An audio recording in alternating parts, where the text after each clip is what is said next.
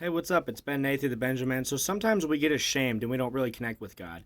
What does God want us to do? Well, let me tell you a little story. In Genesis chapter 1, verse 27, it says that God made mankind in his image. So Adam and Eve were made in his image and likeness. But in Genesis 3, 5, the serpent comes along and deceives Eve. He says, if you eat from the forbidden tree, you will be like God.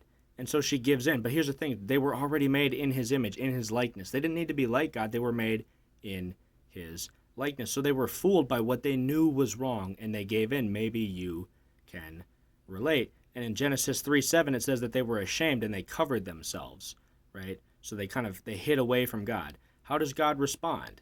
Well, he responds by coming up to them and asking, Adam, where are you? Now he knew where Adam was, but he was asking him to kind of make him reflect. And the proof that he knew where Adam was the fact that he actually came close to him to ask, because they were hiding.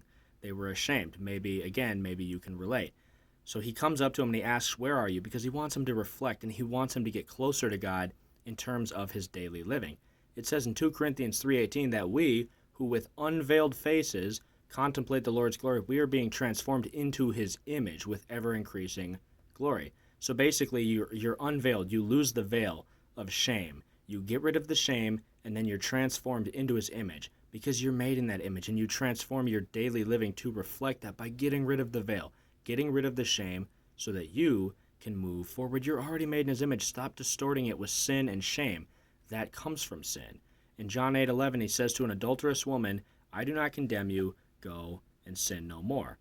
So look at how he handled it. She was probably naked already, and she was for sure ashamed. Like, she was in front of the crowd. She was naked in front of the crowd, and she was ashamed, and they were trying to, like, condemn her. They were trying to condemn Jesus by making him answer her in, like, a poor way that was inconsistent with the religious law. Like, they really had Jesus on the hot seat, but the way he handled it was not only to forgive her, but also to tell her to go and sin no more. So he doesn't condemn her, but we also have to go and sin no more. The nakedness and sin, it doesn't block us from God unless we let it, and we forget that.